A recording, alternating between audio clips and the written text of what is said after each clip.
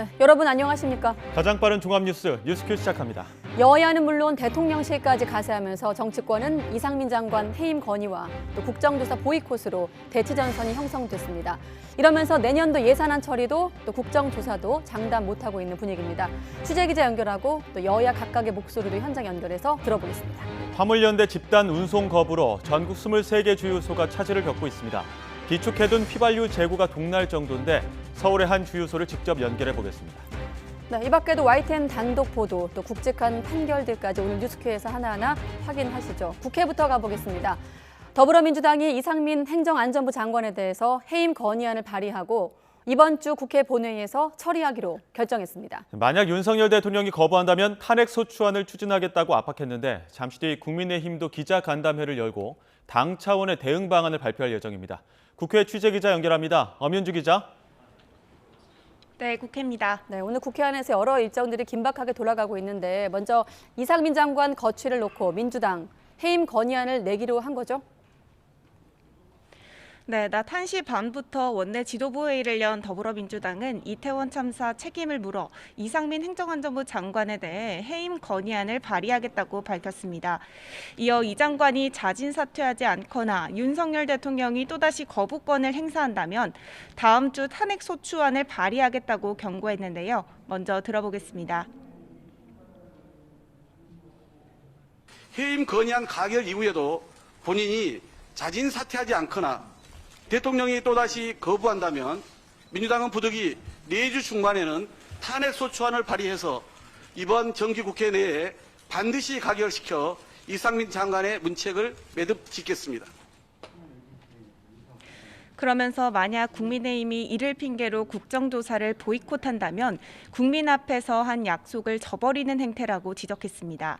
이어 집권 여당으로서 일말의 양심과 책임감이 있다면 민심을 거역할 수 없을 것이라고 압박 수위를 높였는데요. 이에 대해 국민의힘은 강하게 반발하면서도 구체적인 대응 방안에 대해서는 잠시 뒤 주호영 원내대표가 직접 기자회견을 열고 발표할 예정입니다. 해임 건의안이든 탄핵소추안이든 국민의힘은 이를 국정조사 합의하기로 보고 있어 사실상 이태원 참사 국정조사를 보이콧하는 것도 배제하지 않고 있습니다. 왜 갑자기 갑툭튀 뜬금없는 해임 건의안이며 탄핵이며 들고 나오는 겁니까? 정확히 민주당도 스스로 설명을 못하고 있어요. 자기 모순 정치라는 겁니다. 네, 오늘 내년도 예산안 심사 마지막 날인데 김진표 국회의장 주재로 여야 원내대표 회동도 있었죠. 무슨 내용이 있었습니까? 네, 이상민 장관 거취 논란과 별도로 여야는 내년도 예산안 처리를 두고 평행선을 이어가고 있습니다. 오후 3시부터는 김진표 국회의장 주재로 여야 원내대표 간 비공개 회동도 있었는데요. 주호영 원내대표는 조금 전 회동을 마치고 나와 여야 간 합의가 이뤄지지 않았다는 짤막한 말만 남긴 채 자리를 떠났습니다. 아무래도 민주당은 어제 박홍근 원내대표가 주호영 원내대표에게 예산안 심의 시한을 연장해달라고 제안한 게 있었는데요. 이를 거부한 것으로 보입니다. 여기에 앞서 이상민 행정안전부 장관에 대한 해임 건의안까지 강행한다고 하면서 여야 대치는 더욱 격화되고 있습니다. 예산안을 두고도 여야 간 신경전은 계속될 전망입니다. 민주당 이재명 대표는 아침 회의에서 국민의힘이 오히려 예산안 심의를 보이콧한다면서 정부 원안이 아니면 준예산을 선택하라는 태도로 일관하고 있다고 지적한 반면 이에 대해 국민의힘은 민주당이야말로 예산 처리에 집중해달라고 맞받아쳤습니다. 아무래도 12월 2일 법정 시한 내 처리는 힘들어질 것으로 보이면서 자연스레 예산안 처리도 미뤄질 것으로 보이는데요. 본격적인 이태원 참사 국정조사도 늦춰질 수밖에 없는데 향후 기한 연장을 두고도 여야 간 또다시 대치할 것으로 보입니다. 지금까지 국회에서 YTN 엄윤주입니다. 네, 화물연대 집단 운송 거부와 관련해서 대통령실 입장이 추가로 속보로 들어왔습니다.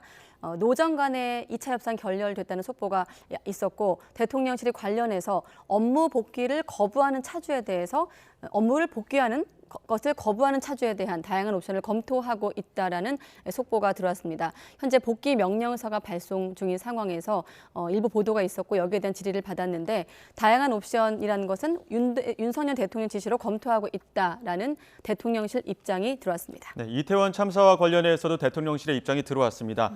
이상민 장관 해임 건의안과 국정조사 보이콧에 맞서는 가운데 대통령실은 유가족의 억울함을 풀기 위해서 국정조사를 꼭 하기를 바란다 이런 당부의 이야기까지 덧붙였습니다. 네. 이태원역 무정차 요청을 놓고 진실 공방이 계속되고 있는 가운데 경찰과 이태원역이 참사 발생 전인 밤 9시 32분 한 차례 더 통화했던 사실이 새롭게 확인됐습니다. 또 이태원 참사 희생자 가운데 참사 발생 수십 분 뒤 119에 직접 구조 요청을 했던 신고자 2명도 있었던 것으로 드러났습니다. 자세한 상황 취재기자 연결해 알아보겠습니다. 황보혜경 기자. 네, 경찰청 특별수사본부에 나와 있습니다. 네, 밤 9시 32분. 참사 당일 경찰과 이태원역이 통화했다고 알려진 시간보다 더 앞선 시각 아닙니까? 네, 그렇습니다. 원래 경찰과 이태원역이 통화했다고 알려진 시각은 밤 9시 38분이었습니다. 그런데 이보다 6분 앞선 밤 9시 32분에도 통화가 있었던 사실이 새롭게 확인됐습니다. 경찰청 특별수사본부는 밤 9시 32분 전 용산서 112 상황실장과 이태원 역장 사이에 전화통화가 있었다고 밝혔습니다. 앞서 경찰은 밤 9시 38분 이태원 역장에게 무정차 통과를 요청했다고 밝혔고 서울교통공사 측이 즉각 반박하면서 진실 공방이 계속됐습니다. 공사 내부 관계자는 YTN 취재진에게 밤 9시 38분엔 경찰이 역사 혼잡도만 묻고 끊었다고 주장하기도 했습니다. 이보다 앞선 32분 통화에서 어떤 논의가 오갔는지를 놓고는 현재 당사자들의 진술이 엇갈리고 있습니다. 특수본은 오늘 이태원 역장을 피의자 신분으로 불러 추가 조사를 진행하고 있습니다. 네, 참사로 희생된 119 신고자 2명, 구체적인 신고 기록도 확인됐습니까? 네, 경찰청 특별수사본부는 참사 이후 119에 직접 신고 요청을 했던, 구조 요청을 했던 신고자 2명이 숨진 거로 확인됐다고 밝혔습니다. 각각 밤 10시 42분 신고자와 밤 11시 1분 신고자입니다. 앞서 공개됐던 참사 당일 119 신고 녹취록엔 이 가운데 밤 11시 1분 구조 요청 기록만 남아있는데요. 주변에 시끄러운 소리만 들릴 뿐 신고자의 목소리는 녹음되지 않았습니다. 두 신고가 각각 참사 발생 20여 분, 40여 분이 지난 시각에 접수된 만큼 소방당국의 구조가 늦어진 것 아니냐는 지적이 나옵니다. 이에 대해 특수본은 소방당국이 현장에서 적절한 구조 조치를 하지 않아 신고자가 사망에 이르렀는지 수사하고 있습니다. 또 경찰 112 무전 기록을 바탕으로 이임재 전 용산경찰서장이 현장의 급박성을 먼저 인식했을 가능성을 수사하면서 이번 주 일부 피의자에 대한 구속영장을 신청한다는 방침입니다. 지금까지 경찰청 특별수사본부에서 YTN 황보혜경입니다. 경찰청 특별수사본부가 소방청 중앙긴급구조통제단 관련 문서가 거짓으로 꾸며진 정황을 포착하고 수사를 벌이는 가운데 문서의 결제 시점이 참사 진행 상황과 달랐던 것으로 파악됐습니다. 민병덕 더불어민주당 의원실이 소방청에 요청한 자료를 보면 소방청은 지난달 29일 충북 괴산 지진 때 꾸린 중앙통제단을 이어받아 이태원 참사에 대응하고 있다는 운영 계획서를 작성했습니다. 계획서 가장자리에는 10월 29일이라는 날짜가 적혀 있는데 이 계획서가 실제로 결제된 건 참사 다음 날인 지난달 30일이었던 것으로 확인됐습니다. 소방청 관계자는 이에 대해 단순한 행정 실수였다며 문서 결제권자가 이태원 참사를 수습하느라 자리를 비워 어쩔 수 없이 30일에 결제를 받았다고 해명했습니다. 네, 아까 황보혜경 기자도 잠깐 언급을 했듯이 참사 당시 소방대원들이 현장에 도착한 이후에도 119에 전화를 걸어 구조 요청을 했던 사람들이 있었는데 이들이 숨진 것으로 뒤늦게 알려지고 있습니다. 이처럼 참사 전후 신고 과정에 큰 문제점들이 계속 드러나는 가운데 경찰도 참사 1시간 전에 대형 참사 가능성을 인지한 것으로 드러났습니다. 취재 기자와 함께 자세한 이야기 나눠보도록 하겠습니다. 김다현 기자 나와 있습니다. 어서 오십시오. 안녕하십니까. 자, 김다현 기자. 자, 우리가 이번 이태원 참사 관련해서 두 가지를 항상 쟁점으로 보는데 하나는 알고 있었느냐, 또 하나는 늑장 대응 아니겠습니까? 그중에 한 축인 알고 있었느냐 위험 인지 대목인데 우리가 공식적으로 10시 15분을 기억하고 있거든요. 자, 그런데 참사 이후 119에 신고했던 두 사람이 끝내 사망했다. 이런 사실이 YTN 통해서 확인된 건가요? 네, 그렇습니다. 소방당국의 네. 신고자들이 참사 위험을 알린 건 밤 10시 42분 그리고 11시 1분입니다. 119 신고 녹취록에는 밤 11시 1분의 신고만 기록돼 있었는데 주변 소음만 들릴 뿐 목소리는 담기지 않은 것으로 나타났습니다. 밤 10시 42분 신고는 소리가 거의 들리지 않아서 네. 무응답으로 처리된 것으로 파악됐습니다. 소방의 첫 신고가 들어온 시각이 밤 10시 15분인데요. 이후 30분 넘게 생존해 있던 신고자들이 숨진 것으로 참사 한 달 만에 확인이 된 겁니다. 참고로 소방대원들이 참사 현장에 도착한 건 밤 10시 29분인데요. 특수본은 소방이 그때라도 적절한 구호 조치를 했다면 사상자를 최소화할 수 있었던 것으로 보고 있습니다. 네, 지금 결국 문제가 되는 것들이 참사 전후 신고 네. 과정인데 소방뿐 아니라 경찰도 이미 대형 참사 위험성을 사전에 인지했다 이런 사실이 또 새롭게 드러난 거죠. 네, 그렇습니다. YTN이 입수한 참사 당일 서울경찰청 112 무전망 자료에서 해당 기록을 살펴볼 수 있었습니다.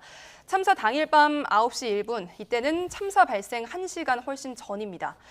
이때 서울청 112 상황실은 이태원 사고 우려 신고가 들어오고 있다며 용산서에 질서 관리를 요청했습니다. 헬로윈 행사와 관련해 계속해서 추가 신고가 들어오고 있는 가운데 그대로 전하면 대형 사고 및 위험 방지건도 들어왔다는 내용입니다. 네. 앞서 경찰이 공개한 112 신고 11건 가운데 5번째 신고였고 경찰은 이를 코드 제로로 분류하기도 했습니다. 네, 5번째 112 신고를 코드 제로로 분류했다. 자, 코드 제로 가장 시급한 출동이 필요한 상황이란 의미죠? 네, 경찰은 이 신고를 코드 제로로 분류할 만큼 사고 위험성이 크다고 봤습니다. 네. 하지만 결과적으로 보고 체계는 제대로 작동하지 않았던 것으로 속속 드러나고 있습니다. 당시 서울청 상황관리관으로 근무하던 류미진 총경이 첫 보고를 받은 시각은 밤 11시 39분인데요. 경찰이 대형 사고를 인지해 놓고도 왜 2시간 반이 넘도록 상황관리관에게 보고하지 않은 건지 의문이 커지고 있습니다. 네, 경찰의 112 무전망 중요한 이유, 지휘 라인에서 이걸 언제 인지했고 어떻게 대처를 했느냐 이런 것들을 좀 알 수 있기 때문인데 이임재 전 용산 경찰서장 관련해서 기존 입장을 뒤집을 만한 증거가 있었습니까? 네, 이임재 전 서장은 지난번 국회에 출석해 참사 관련 보고를 밤 11시 넘어서 받았다고 주장했습니다. 네. 그런데 이 주장을 뒤집는 무전망이 공개가 된 건데요. 예. 이 전 서장은 밤 10시 36분 용산서 112 무전망에 처음으로 등장을 해서 이태원에 경찰 인력을 보내라고 지시를 했습니다. 예. 그러니까 이때 이미 참사 상황을 알고 있었을 가능성이 제기된 겁니다. 특수본은 이 전 서장과 용산서 112 상황실장이 밤 10시 32분 통화한 사실이 있다고 밝혔는데 이때 참사와 관련한 보고가 이루어진 건지는 앞으로 수사를 통해서 밝혀질 전망입니다. 예. 네, 일단 주장을 뒤지는 무전망이 공개된 건데, 자, 이임재 전 서장, 그럼 계속해서 밤 11시에 보고받았다 이런 입장인 건가요? 네, 이 전 서장은 밤 11시쯤을 상황을 최초로 알게 됐다는 그 입장을 그대로 고수를 하고 있습니다. 밤 10시 36분에 지원 요청을 하는 무전을 3차례 듣고 일단 무전으로 지원을 지시했던 것일 뿐 어떤 상황이었는지 전혀 알 수 없었다고 해명했습니다. 하지만 특수본은 이 무전 녹취가 이 전 서장이 현장의 시급성을 인식할 수 있었다는 근거가 될지 살피고 있습니다. 만약 의혹이 사실로 밝혀진다면 이 전 서장이 받는 업무상 과실치사상 혐의 입증에 속도가 날 것으로 보입니다. 예. 그리고 또 YTN이 조작 의혹을 일고 있는 소방청 문건도 확보했는데 어떤 내용 담겼습니까? 네, YTN은 소방청 중앙긴급구조통제단 운영계획서라는 이름의 2장짜리 문건을 확보했습니다. 예. 먼저 중앙통제단은 국가적인 재난이 발생했을 때 긴급 구조 활동을 지휘하는 일종의 컨트롤 타워라고 생각하시면 되는데요. 충북 괴산 지진 때문에 꾸려진 중앙통제단이 이태원 참사까지 이어지고 있다는 게 이 문서의 핵심 내용입니다. 문건에는 중앙통제단이 오전 10시 반부터 가동됐다고 적혀 있습니다. 참사 당일인 10월 29일 아침 8시 반쯤 충북 괴산 지역에서 지진이 발생했는데요. 예. 소방청은 괴산 지진 때 가동된 중앙통제단을 경북 봉화 광산 사고 그리고 이태원 참사까지 연장해 운영했다고 기재했습니다. 또 소방청 대응총괄과와 지휘작전실에서 중앙통제단을 운영했다며 구체적인 장소까지 적시했습니다. 그렇군요. 자, 앞서 특수본이 소방청을 압수수색해서 이 계획서를 확보했다고 했는데 그럼 구체적으로 어떤 부분들을 문제 삼고 있는 건가요? 네, 특수본은 기본적으로 중앙통제단이 아예 운영되지 않았다는 입장입니다. 네. 운영된 적이 없는데 이런 문서를 만들었으면 조작한 것이라는 게 이 의혹의 핵심입니다.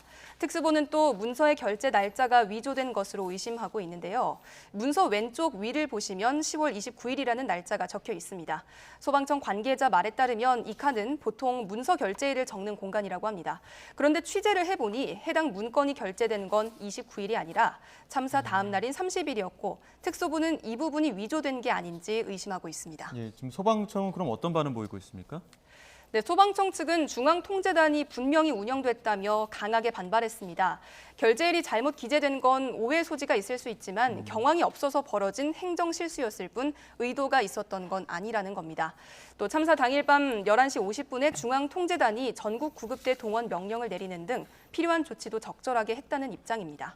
네, 김다현 기자가 취재한 얘기들을 쭉 알려줬는데 아무래도 가장 먼저 얘기했던 내용, 참사 한 달 만에 확인된 부분, 첫 신고 이후 30분 넘게 생존했지만 결국 사망한 내용이 가장 좀 아프네요. 자, 사회일보 김다현 기자였습니다. 수고했습니다. 감사합니다.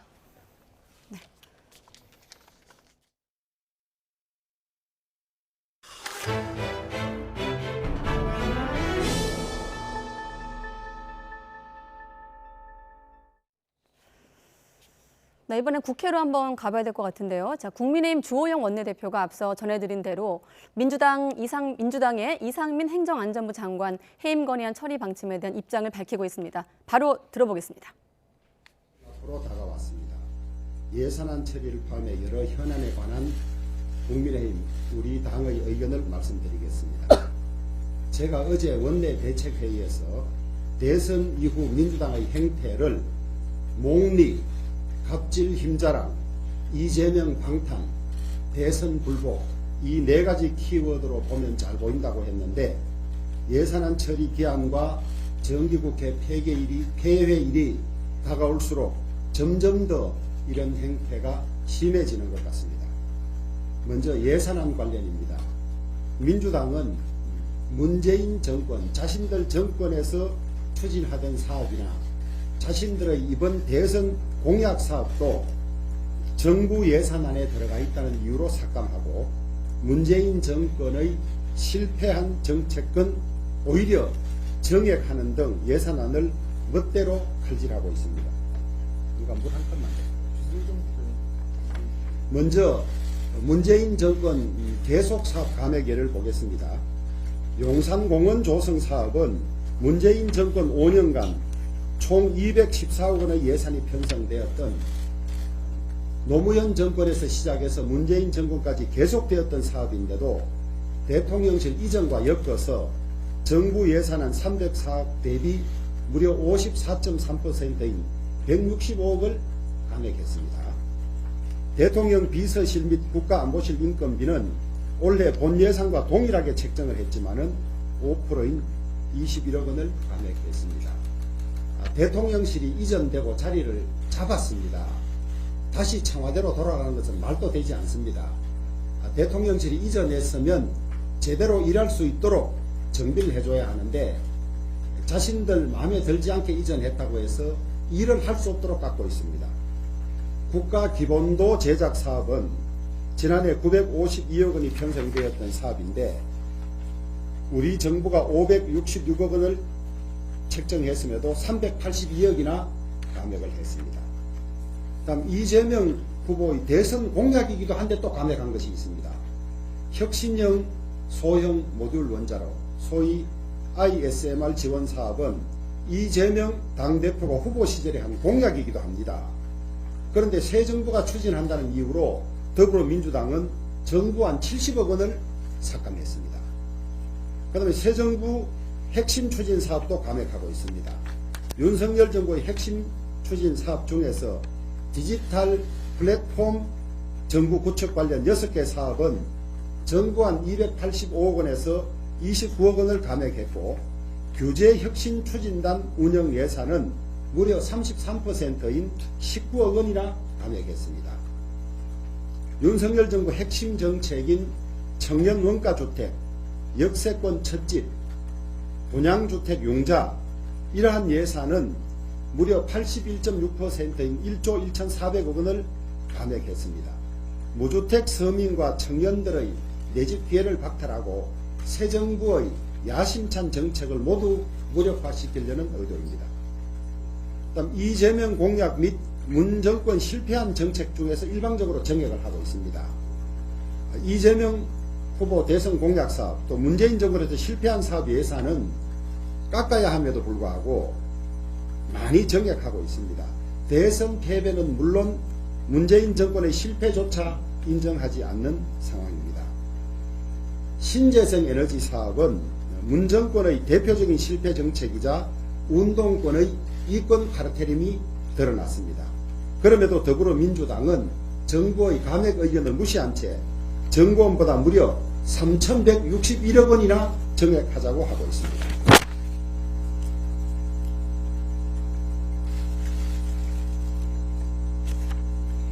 또한 지난 정부에서 실패로 드러난 공공임대주택 관련 예산 6조 5천억 원이나 정액했고 모태펀드 관련 예산도 7,665억 원 정액하고 있습니다.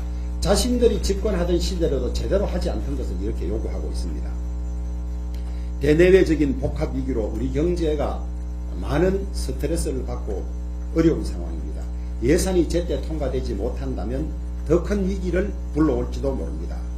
더불어민주당은 의원 숫자를 앞세워서 힘자랑하지 말고 제발 예산안이 법정 기한 안에 그리고 정권이 교체된 국민의 뜻에 따라서 통과될 수 있도록 협조해 주기를 부탁합니다. 다음 노조 파업 관련입니다.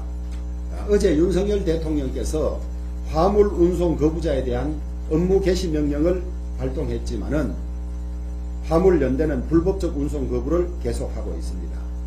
벌써 전국 21개 주유소에서 기름이 동이 났고 철강, 석유화, 시멘트 등 산업 곳곳에서 1조 원 이상의 피해가 발생한 것으로 추정됩니다. 신차 출고가 제때 이루어지지 않아서 소비자가 직접 공장을 찾아가는 일도 일어나고 있습니다. 뿐만 아니라 서울시 지하철, 철도노조 등도 총파업을 예고하고 있습니다. 경제 피해는 물론이고 일반 국민들의 삶에 커다란 불평과 혼란을 초래할 것이 분명합니다. 열악한 근로 환경을 개선하기 위해서는 노사정의. 네, 주호영 원내대표가 이제 화물연대 집단 운송 거부와 관련된 입장까지 잠깐 들어봤는데 이상민 행안부 장관 거쳐놓고 여야 대립이 더 첨예해지고 있는 상황에서 민주당이 해임 건의안을 제출했고 여기에 대해 한번 생각을 들어볼까 했는데 아직은 이상민 장관에 대한 언급은 없었습니다. 네. 추후에 또 언급이 나오면 전해드리기로 하고. 네, 예산안 처리 시한 앞두고 또 민주당의 행패가 더 심해지고 있다며 구체적인 내용을 밝히기도 했습니다. 이전 정부에서 실패한 정책도 오히려 증액하고 네. 윤 정부 핵심 사업을 막고 있다는 비판이었습니다. 네, 평행선을 달리고 있는 여야, 잠시 뒤엔 민주당 입장도 현장 연결해서 들어보겠습니다.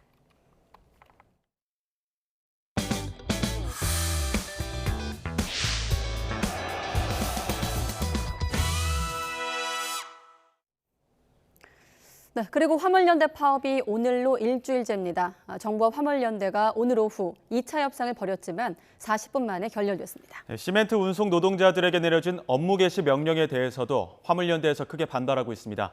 취재기자 연결합니다. 양동훈 기자. 네, 충북 단양군 도담역에 나와 있습니다. 네, 우선 양 기자가 나가 있는 그곳이 어딘가요?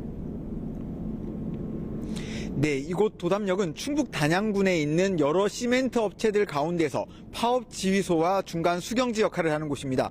제 뒤에는 지금 한일시멘트 공장이 있고 철로에는 한일시멘트, 아세아시멘트, 성신양해 등 다양한 시멘트 업체 이름이 적혀 있는 화물운송 차량들이 있습니다. 화물연대 파업으로 차량을 통한 운송이 어려워지다 보니 이렇게 열차를 통한 수송이 계속 이뤄지고 있는 겁니다. 조금 전인 오후 2시에 정부 세종청사에서는 정부와 화물연대 간 2차 교섭이 있었는데요. 고작 40분 만에 결렬됐습니다. 화물연대는 교섭 결렬 직후 정부와 여당을 한꺼번에 비판하는 성명을 냈습니다. 국토교통부와 여당, 청와대가 화물연대와의 대화나 교섭을 원천 봉쇄한 채 책임을 떠넘기고 파업을 멈추지 않으면 안전운임제 연장까지도 거부하겠다며 위협하고 있다는 겁니다. 이런 가운데 정부는 시멘트 운송업체 현장 조사에 나서 파업 참여 인원을 파악하고 업무 개시 명령서를 교부하는 작업을 진행하고 있습니다. 업무 개시 명령장을 송달받고도 운송 업무에 복귀하지 않을 경우 운행 정지나 자격 정지 등 행정 처분뿐 아니라 형사 처벌을 받을 수도 있습니다. 화물연대 조합원들은 업무 개시 명령이 반헌법적 노동 탄압이라며 강하게 반발하고 있습니다. 업무 개시 명령이 강제 노동을 금지하는 헌법 조항에 어긋나고 국제노동기구 협약도 위반했다는 겁니다. 그러면서 명령 효력을 멈추는 가처분 소송과 명령 자체를 취소해달라는 소송을 제기하겠다고 밝혔습니다. 반면 정부는 시멘트 운송량과 레미콘 생산량 감소로 건설 현장까지도 피해가 심각해 업무 개시 명령이 불가피하다는 입장입니다. 정부에서는 정유와 철강 등에도 추가로 업무 개시 명령을 고려하겠다는 입장이라 강대강 대치가 당분간 이어질 전망입니다. 지금까지 충북 단양군 도담역에서 YTN 양동훈입니다. 네, 강대강 대치 2차 협상이 결렬된 가운데 열차로 시멘트를 수송하고 있는 현장부터 보셨는데요. 네, 정부의 업무 개시 명령에 화물연대와 노동계는 강력 반발하면서 산업계 피해는 확산 일로를 걷고 있습니다. 취재기자 연결합니다. 이동우 기자. 예, 경제부입니다. 네, 정부와 화물연대 업무 개시 명령 두고 강대강 대치 중인데 2차 교섭도 결렬이 됐죠? 네, 그렇습니다. 민주노총 화물연대 총파업 7일째 정부와 화물연대 관계자들이 두 번째로 만져졌지만 40분 만에 협상이 결렬됐습니다. 정부 측에서는 구헌상 국토부 물류정책관, 화물연대에서는 김태영 화물연대 수석 부위원장 등이 면담에 참석했습니다. 국토부와 화물연대는 2시부터 약 40여 분간 대화했지만 기존 입장만 반복하며 이견을 좁히지 못했습니다. 정부는 안전운임제를 3년 연장하되 산업계와 국민 부담 등을 고려할 때 품목 확대는 안 된다는 입장이지만 화물연대는 안전운임제를 연구하고 자동차, 철강, 유리 등으로 품목을 확대하라고 요구하고 있습니다. 화물연대는 내일 면담을 요청했지만 국토부가 답변하지 않았다면서 더욱 강고한 투쟁으로 파업 대우를 확장하겠다고 강조했습니다. 화물연대는 윤석열 정부와 국토부는 대화의 의지가 전혀 없다며 진정성 있는 협상안을 갖고 나왔지만 협상 불가라는 정부의 완강한 입장에 대화를 이어가지 못했다고 주장했습니다. 정부는 화물연대가 파업을 철회하지 않으면 추가적인 대화도 불필요하다고 보고 있습니다. 원희룡 국토교통부 장관은 오늘 서울의 한 시멘트 운송업체에 대한 현장 조사에 직접 나선 뒤에 운송 교부를 계속 끌고 가기 위해 시간을 끄는 그런 식의 명분 축적용 형식적인 만남은 의미 없다고 강조했습니다. 2차 면담도 성과 없이 종료되고 정부가 시멘트 외 철광과 정유 등 다른 분야로까지의 운송 개시 명령 확대를 검토하는 등 압박 수준을 높이고 있어서 대화를 통한 사태 해결은 당분간 쉽지 않을 것으로 예상됩니다. 산업계 전반의 피해도 확산하고 있지 않습니까? 예, 그렇습니다. 국토교통부는 오늘 오전 10시 기준 전국 12개 항만 컨테이너 반출입량이 평소 대비 63% 수준으로 줄었다면서 수출입과 화물 처리에 차질이 이어지고 있다고 밝혔습니다. 시멘트의 경우엔 평시 대비 11%인 2만 1,000톤만 운송되면서 레미콘 생산량이 평소에 비하면 8% 수준이라고 전했습니다. 국토부는 전국 현장 985곳 가운데 서울, 둔촌 주공 재건축을 포함해 현장 577곳에서 레미콘 타설이 중단된 것으로 집계했습니다. 전체 공사 현장의 59%에 이릅니다. 한편 유류 탱크롤이 집단 운송 거부로 주유소 기름 대란이 현실화하는 가운데 오늘 오전 8시 기준 전국의 23개 주유소가 휘발유와 경유 공급에 차질을 겪고 있는 것으로 집계됐습니다. 산업부는 비상수송 체계를 가동해 공급 차질이 있는 주유소엔 12시간 안에 유류를 공급하기 위해 가용수단을 총동원하고 있다고 설명했습니다. 철강의 경우 평소 대비 절반 수준으로 출하량이 줄었고 자동차는 카캐리어 탁송이 중단돼 완성차를 로드 탁송 방식으로 대체 운송하는 등 출하 차질이 이어지고 있습니다. 정부는 오늘 오전 10시 기준으로 화물연대 전체 조합원의 32% 수준인 7천여 명이 집단 운송 거부에 참여하고 있다며 이는 전날에 비해 다소 감소한 것이라고 밝혔습니다. 지금까지 경제부에서 YTN 이동우입니다. 윤익은 경찰청장이 화물연대 총파업 과정에서 불법 행위가 벌어지면 엄중 처벌하겠다고 경고했습니다. 윤 청장은 오늘 인천 신항을 방문해 달리는 화물차에 쇠구슬을 발사한 행위는 테러에 준하는 악질적인 범죄라면서 반드시 법의 심판을 받도록 하겠다고 밝혔습니다. 또 현재 11건 21명을 수사하고 있다며 운송 방해나 보복 폭행이 이루어지면 배후자와 주동자까지 처벌되도록 엄정히 수사할 것이라고 강조했습니다. 이런 가운데 윤희근 경찰청장이 현장 점검에 나선 인천 신항 주변 도로에서 못 700여 개가 무더기로 발견돼 경찰이 수사에 나섰습니다. 경찰은 오늘 오전 이 같은 신고를 접수했다고 밝혔는데 이와 관련해 화물연대 관계자는 노조와는 전혀 상관없는 일이라고 선을 그었습니다. 네, 그리고 서울 지하철을 운영하는 서울교통공사 노동조합은 오늘부터 총파업에 들어갔습니다. 잠시 후 퇴근 시간대엔 열차 운행률이 출근길과 달리 평상시보다 떨어질 거라서 퇴근길 역사와 전동차 혼잡이 빚어질 것으로 예상되고 있습니다. 이런 가운데 노사가 오늘 저녁 추가 교섭을 예고하면서 극적 타결 가능성에 관심이 모이고 있습니다. 현장 취재기자 연결해 자세한 상황 알아보겠습니다. 김근우 기자. 네, 서울 지하철 2호선 신도림역에 나와 있습니다. 네, 현재 시각 오후 4시 21분, 잠시 뒤면 퇴근 시간인데 지금 지하철 상황은 어떻습니까? 네, 아직 본격적으로 퇴근 시간이 시작된 건 아니어서 이용객이 많이 늘고 있지는 않습니다. 하지만 파업 여파로 배차 간격이 1분에서 2분 정도 늘어나면서 체감되는 혼잡도는 조금 높아진 상태인데요. 일단 오늘 아침 출근 시간에는 파업에 따른 운행 지연이나 큰 혼잡이 발생하지는 않았습니다. 서울교통공사는 출근 시간대인 오전 7시부터 9시까지 대체 인력을 집중적으로 투입해서 운행률을 평상시와 같은 수준으로 유지했는데요. 일부 역에서 7분에서 8분 정도 열차가 지연되기도 했지만 서울교통공사 노조 파업 때문이라기보다는 역시 모레 파업 돌입을 예고한 철도노조의 이 준법투쟁 여파라는 게 공사 측의 설명입니다. 출근길 지하철 이용객을 직접 만나봤습니다. 평소와 똑같았는데 오늘 조금 사람이 많았던 것 같아요. 날씨 추워서 왠지 더 조금 서서 갔던 것 같기도 해요. 하지만 낮 시간대부터는 운행률이 평소의 72% 수준으로 낮아지면서 파업 여파가 감지되고 있습니다. 또 잠시 후 퇴근 시간에는 운행률이 평소의 85% 수준에 그치면서 출근길과는 상황이 달라질 수 있습니다. 네, 노사 교섭은 어젯밤 한 차례 결렬됐었는데 새로운 소식 없습니까? 네, 방금 전 노사가 본교섭을 열기로 합의하면서 오늘 오후 7시에 협상 테이블에 마주 앉기로 했습니다. 공사 측에서 본교섭 재개를 요청했고 노조에서 이를 받아들이면서 교섭을 하게 된 건데요. 공사 측의 인력 감축 계획을 둘러싸고 노사가 어떤 합의점을 찾느냐가 관건입니다. 공사 측은 재정난을 이유로 오는 2026년까지 1,500여 명의 인력을 줄이겠다고 밝혔는데 노조는 안전사고를 막으려면 오히려 인력을 늘려야 한다고 요구하고 있습니다. 오늘 교섭에서 양측이 입장차를 좁혀서 파업이 첫날 마무리될지 아니면 더 길어질지 결정되는 만큼 결과에 관심이 모이고 있습니다. 지금까지 서울 지하철 2호선 신도림역에서 YTN 김근우입니다. 네, 일주일째로 접어든 화물연대 집단 운송 거부 사태로 일선 주유소들도 비상이 걸렸습니다. 네, 아직은 일부 주유소 이야기지만 비축해두었던 휘발유 재고가 동나는 등 피해가 잇따르고 있는 건데요. 서울 상도동에서 주유소를 운영하시는 오창원 사장님 연결돼 있습니다. 사장님 나와 계십니까? 예, 안녕하세요. 네, 자 바로 여쭤볼게요. 지금 벌써 기름이 동나서 영업 멈춘 주유소도 있다고 들었습니다. 그곳 주유소는 어떻습니까?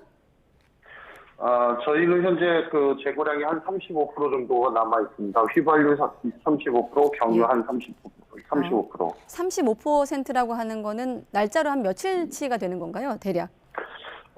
저희는 하루 정도 버틸 수 있는 양입니다. 아, 그런가요? 예, 지금 뭐 정부 발표로는 휘발유나 경유 소진된 주유소가 23곳이라고 하는데 전국적으로 봤을 때는 아직 미미한 수치지만 주변 다른 정유소 상황 어떻다고 합니까?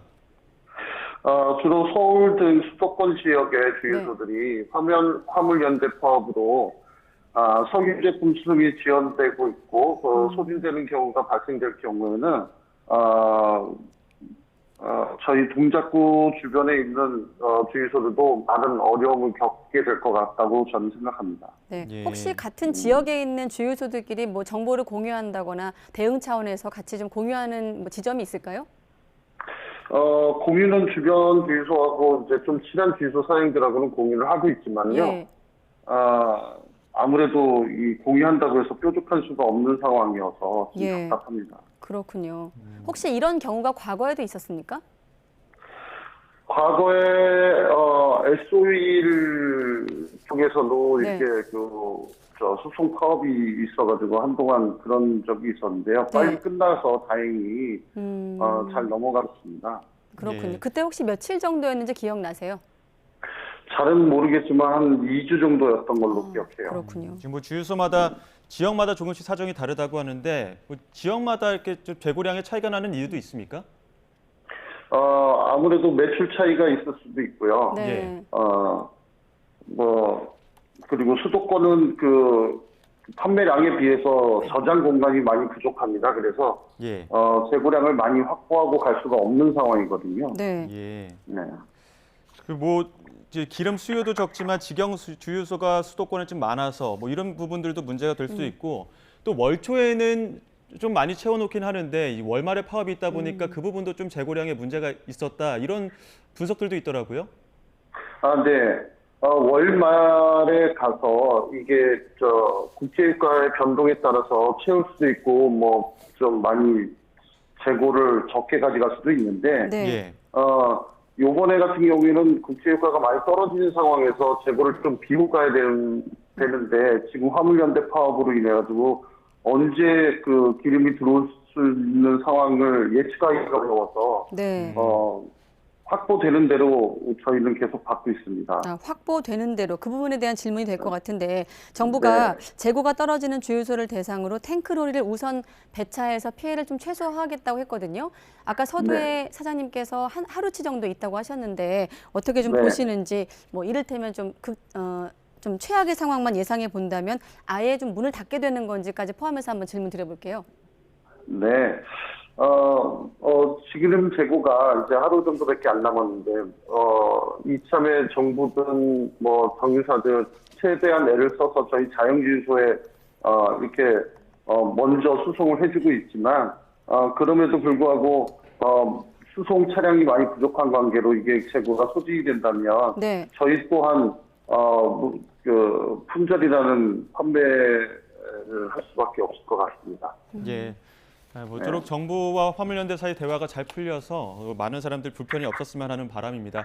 지금까지 서울 상도동에서 주유소 운영하시는 오창원 사장님이었습니다. 사장님 오늘 말씀 고맙습니다. 예, 감사합니다. 네, 고맙습니다. 네.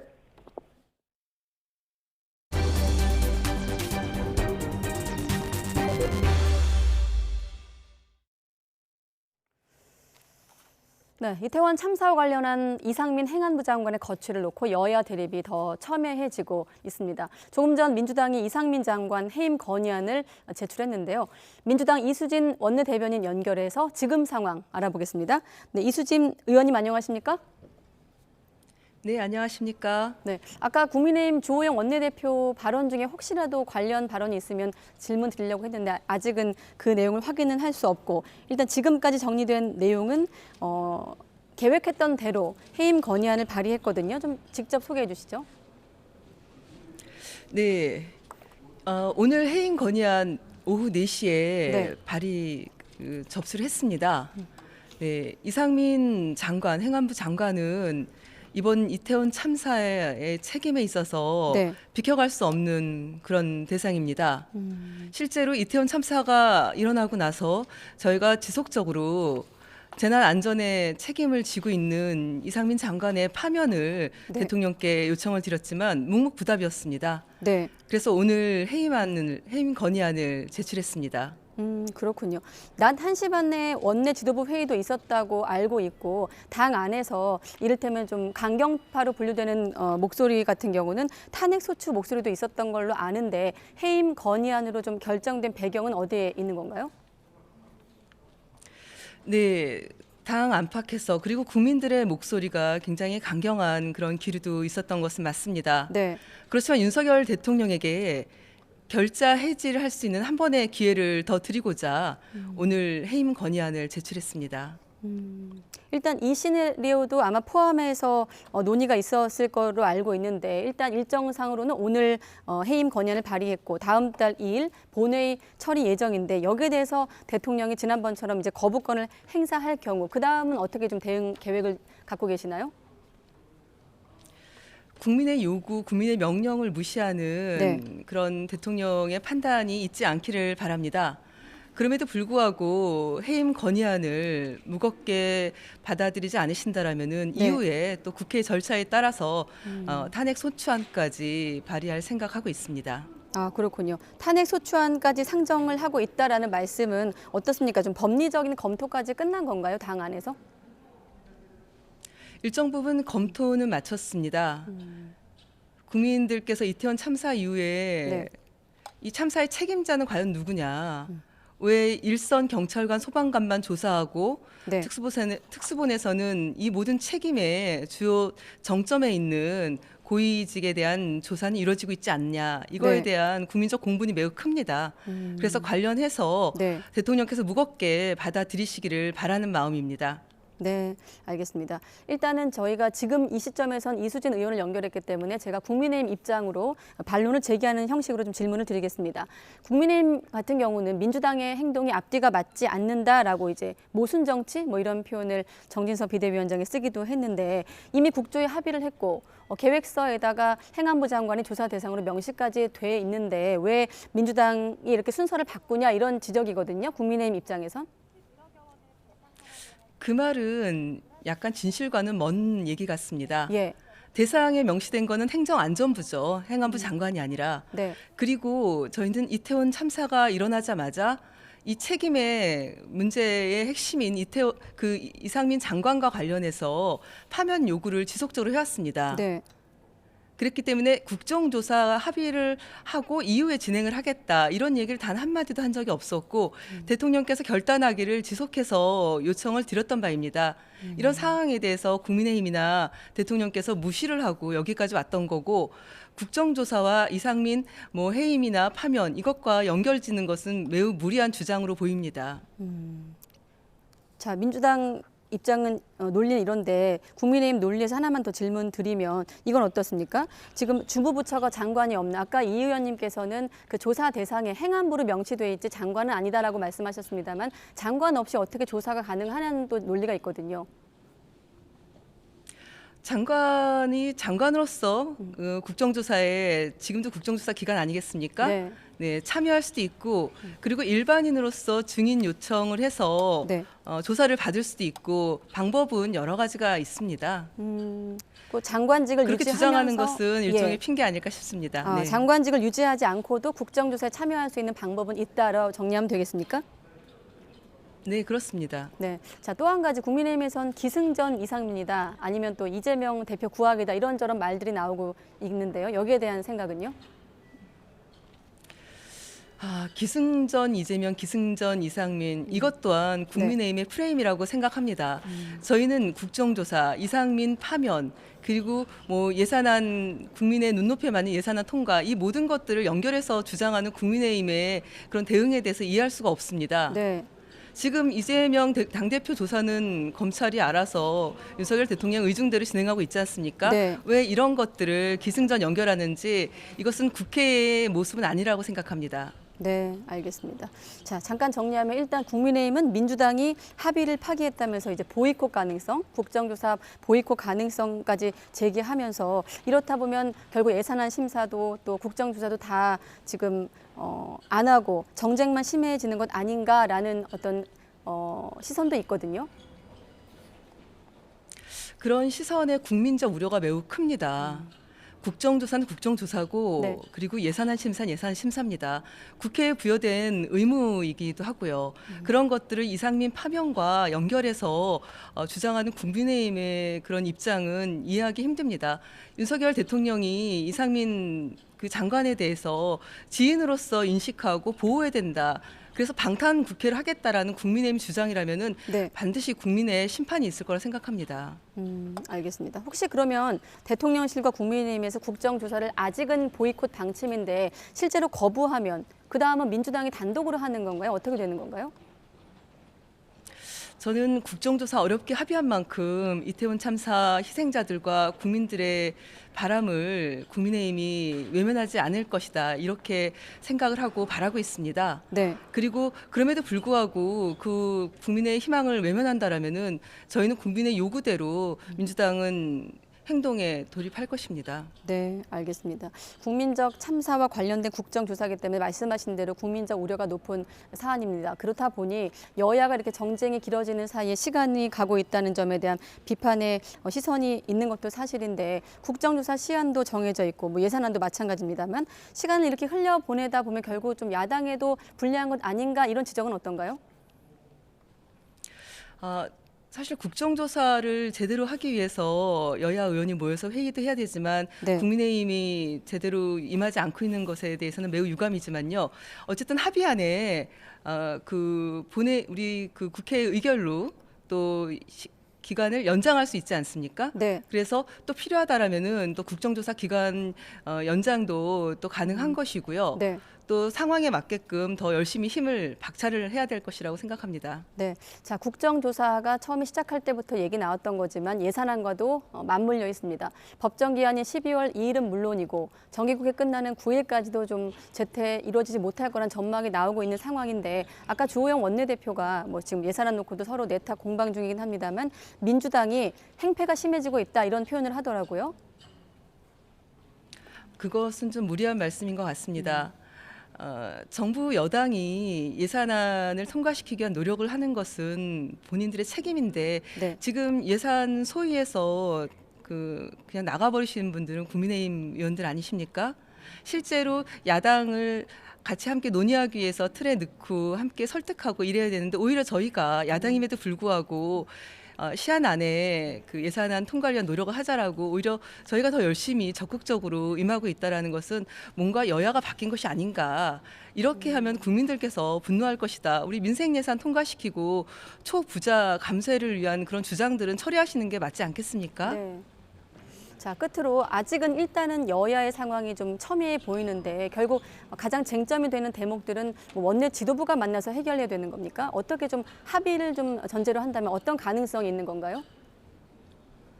네, 아직까지는 시간이 있기 때문에 저희 박홍근 원내대표도 그렇고 밤을 새서라도 예산안 심의를 해서 네. 기한을 지키고 국민을 위한 대책을 세우겠다라고 얘기한 만큼 여당인 국민의힘에서 적극적으로 임해준다라면은 좀 더 합의점을 찾기 위한 노력들이 더 큰 틀로 만들어지지 않을까 싶습니다. 니탄내탁 공방보다는 국민만 바라보고 갔으면 좋겠습니다. 네, 혹시 예산안 심사부터 시작해서 시간이 좀 밀린다면 국정조사 기한이 45일인데 이것도 좀 연장할 생각이 민주당 안에 있는 건가요?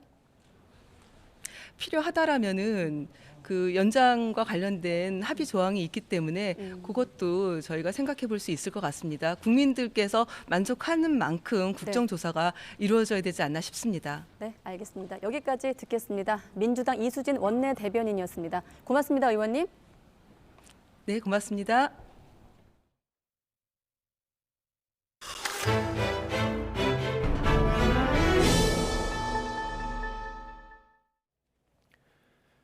경찰이 쌍용차 파업 농성 진압 과정에서 발생한 손해를 물어달라며 노조를 상대로 소송을 낸 지 13년 만에 대법원 판단이 나왔습니다. 대법원은 당시 경찰의 헬기 진압 자체가 위법으로 볼 여지가 있다며 노조의 배상 책임을 다시 따져봐야 한다고 지적했습니다. 취재기자 연결합니다. 김다연 기자. 네, 대법원입니다. 네, 판결 내용 자세히 전해주시죠. 네, 대법원은 쌍용차 파업 농성 과정에서 발생한 손해와 관련해 노조가 경찰에 11억여 원을 배상하라고 한 기존 판결이 불합리하다고 판단했습니다. 배상 책임이 너무 과하지 않은지 다시 따져봐야 한다는 취지인데 사실상 노조 측의 손을 들어준 판결로 해석됩니다. 쟁점은 헬기를 이용한 경찰의 진압 행위가 위법한 직무 집행이었는지 따라서 여기에 대항한 노동자들의 행위가 불법인지였습니다. 대법원은 당시 진압은 적법한 직무 수행 범위를 벗어났다고 볼 여지가 있다고 지적했습니다. 단순히 헬기를 사용한 걸 넘어서서 쇠료액을 분사하거나 하강풍을 직접 쏜 건 관련법에 따라 경찰 장비를 위법하게 사용했다고 볼 수 있다는 겁니다. 따라서 헬기가 망가졌다고 해도 당시 노동자들의 대항이 정당 방위에 해당할 수 있다고도 설명했습니다. 앞서 쌍용차 노동자는 사측의 구조조정 절차에 반발해 2009년 5월부터 8월까지 77일 동안 파업 농성을 벌였습니다. 이후 경찰은 농성 진압 과정에서 다치거나 장비가 망가졌다며 노조를 상대로 14억 원대 손해배상 소송을 냈고 노조는 1심과 2심에서 모두 졌습니다. 2심이 산정한 배상 액수는 11억 3천여만 원으로 노조 측은 이자까지 더하면 금액은 30억 원대로까지 늘어난다고 주장했습니다. 대법원이 이번 판결에서 노동자의 책임을 상당 부분 면제한 만큼 최종 배상액은 이보단 훨씬 더 낮게 책정될 전망입니다. 앞서 경찰도 지난 2019년 진압 과정에서 공권력이 남용됐다며 공식으로 사과한 적이 있습니다. 하지만 법원 판단을 받아보겠다며 소송은 취하하지 않았는데요. 대법원 관계자는 이번 판결을 통해 불법 집회라 해도 과잉 진압 행위가 정당화될 수 없다는 점이 명확히 확인됐다고 설명했습니다. 다만 과잉 진압에 대한 모든 대응 행위가 불법이 안 된다는 의미로 확대 해석해서는 안 된다고도 덧붙였습니다. 지금까지 대법원에서 전해드렸습니다. 채널A 사건 압수수색 과정에서 한동훈 법무부 장관을 폭행한 혐의로 재판에 넘겨진 전진웅 법무연수원 연구위원이 무죄를 확정받았습니다. 대법원은 정 연구위원의 상고심에서 무죄를 선고한 원심 판단을 그대로 확정했습니다. 정 연구위원은 서울중앙지검 형사 1부장이던 지난 2020년 7월 채널A 사건과 관련해 한 장관의 휴대전화 유심칩을 압수하는 과정에서 한 장관을 폭행해 전치 3주의 상해를 입힌 혐의로 불구속 기소됐습니다. 대법원이 한동훈 법무부 장관의 퇴근길을 미행한 시민언론 더탐사 소속 유튜버에게 접근 금지 명령을 내렸습니다. 대법원은 어제 더탐사 소속 A씨가 법원의 잠정 조치 결정에 대해 제기한 재항고를 기각하고 한 장관 수행비서에 대한 100m 이내 접근과 연락 금지를 명령한 원심 결정을 확정했습니다. A씨는 지난 8월부터 3차례에 걸쳐 퇴근하는 한 장관을 자동차로 미행하고 한 장관의 자택 부근을 배회한 것으로 조사됐습니다. 이런 가운데 경찰이 한동훈 법무부 장관에게 고발당한 시민언론 더탐사 기자에게 한 장관 집 주소가 적힌 결정서를 보낸 것으로 확인됐습니다. 서울수서경찰서는 어제 더탐사 기자에게 스토킹 처벌법상 접근 금지 조치 등을 통보하면서 한 장관의 주소 등이 담긴 결정서를 함께 전송했습니다. 긴급 응급 조치를 결정한 경우 피의자에게는 통보서를, 피해자에겐 결정서를 발송해야 하지만 피의자에게 결정서까지 함께 보낸 겁니다. 경찰 관계자는 결정서를 보내지 말았어야 하는데 착오로 보낸 것 같다고 해명했습니다. 식품업체 SPC그룹의 계열사 부당 지원과 총수 일가의 배임 혐의를 수사하는 검찰이 허영인 그룹 회장을 소환 조사하고 있습니다. 서울중앙지검 공정거래조사부는 오늘 오전부터 허 회장을 피고발인 신분으로 불러 조사하고 있습니다. 검찰은 허 회장을 상대로 계열사 주식을 SPC 삼립에 저가로 넘기고 내부 거래로 이른바 통행세를 몰아주는 등 각종 부당 지원 과정에 얼마나 개입했는지 추궁하는 것으로 전해졌습니다. 수도권 일대에서 이른바 깡통전세 사기 계약으로 보증금을 뜯어낸 세 모녀 일당의 범행 규모가 애초 드러난 혐의보다 500억 원가량 많은 800억 원에 이르는 것으로 파악됐습니다. 서울중앙지방검찰청은 57살 김모 씨와 두 딸의 여죄를 추가 수사한 결과 김 씨가 2017년 9월부터 2년간 임차인 219명에게서 전세 보증금 497억 원을 더 뜯어낸 사실을 밝혀내 추가 기소했습니다. 앞서 세 모녀 일당은 실질 매매가보다 비싼 분양가로 피해자 136명과 깡통전세 계약을 맺어 보증금 298억 원을 가로챈 혐의로 두 차례 기소됐는데 이번 추가 기소로 전체 사기 규모는 피해자 355명에 795억 원까지 늘어났습니다. 네, 오늘 0시 기준 코로나19 신규 환자는 67,415명으로 집계됐습니다. 일주일 전보다 2천여 명 줄었고 2주 전보다는 800여 명 늘었습니다.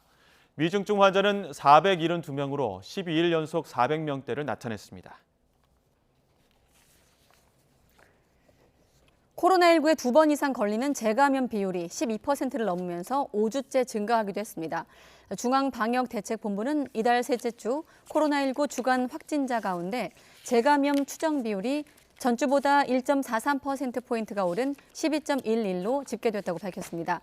재감염 추정 비율은 지난달 둘째 주 이후 5주째 증가했으며 누적 감염자 가운데 재감염 추정 비율은 2.76%입니다. 코로나19 겨울철 재유행 속에 60세 이상 어르신의 개량 백신 접종률이 20%를 넘었습니다. 질병관리청 집계를 보면 오늘 0시 기준 60세 이상 동절기 추가 접종 대상자의 접종률은 20.2%로 나타났습니다. 요양병원 등 감염 취약시설 입소자와 종사자의 접종률은 25.5%로 처음 25%를 넘었습니다. 네, 러시아 모스크바보다 추웠던 거네요. 오늘 아침 서울은 체감 온도가 영하 15도까지 내려갔습니다. 네, 강력한 한파 속에 서울과 서해안에는 첫눈도 기록됐습니다. 정혜윤 기자의 보도입니다. 매서운 추위가 찾아온 아침 출근길. 거리 풍경은 하루 만에 한겨울로 변했습니다. 긴 패딩에 두꺼운 외투는 기본, 목도리에 장갑, 귀마개까지 등장했습니다. 갑자기 추워져서 이렇게 많이 껴입었는데도 추워가지고 핫팩도 들고 나오고 너무 추워요, 요즘. 서울 아침 기온은 영하 6.9도, 전날보다 17도나 낮았고 찬바람에 체감온도는 영하 15도에 머물렀습니다. 설악산은 영하 17.5도까지 떨어졌고 파주와 철원도 영하 8.9도를 기록했습니다. 북서쪽에서 상층 온도가 영하 35도에 달하는 강한 찬 공기가 남하면서 급격하게 추워지며 11월 한파가 기승을 부렸습니다. 특히 모스크바 아침 기온이 영하 7도 정도였는데 서울도 비슷한 수준의 추위를 보였습니다. 이번 한파는 내일 아침 서울 기온이 영하 9도까지 떨어지며 절정에 달한 뒤 주말부터 점차 누그러질 전망입니다. 강력 한파 속에 서울에는 밤사이 눈이 흩날렸습니다. 지난해보다 19일 늦은 첫눈입니다. 이어 서해안과 제주도에도 낮부터 한방눈이 내렸습니다. 기상청은 서해안에는 최고 7cm의 다소 많은 눈이 내리겠다며 빙판길 교통안전과 미끄럼 사고에 유의해달라고 당부했습니다. YTN 정혜윤입니다. 강원도 양양 추락사고 헬기의 사고 당시 모습이 인근 주택 CCTV에 포착됐습니다. 영상을 본 전문가들은 꼬리 날개에 결함이 발생했을 가능성이 크다며 조종사가 마지막까지 최선을 다한 것으로 보인다고 말했습니다. 송세혁 기자가 취재했습니다. 헬기 추락 사고 현장에서 수백 미터 떨어진 주택에 설치된 CCTV 영상입니다. 사고 당일인 27일 오전 10시 49분쯤 산불 진화용 물바구니를 단 헬기가 궤도 방송하며 야산 인근 상공에 나타납니다. 그런데 정상적으로 비행하던 헬기가 방향을 바꾸는가 싶더니 갑자기 시계 방향으로 빙글빙글 돌기 시작합니다. 이후 헬기는 거의 수평을 유지한 채 5차례가량 돌면서 20여 초 만에 수직 방향으로 떨어집니다.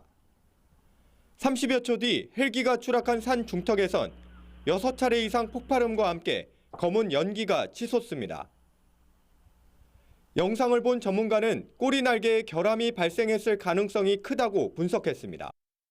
정상적으로 비행을 쭉 진행을 하다가 어느 순간인가 꼬리 날개 부분에 결함이 발생을 하면서 헬리콥터가 돌기 시작하는 거로 보이거든요.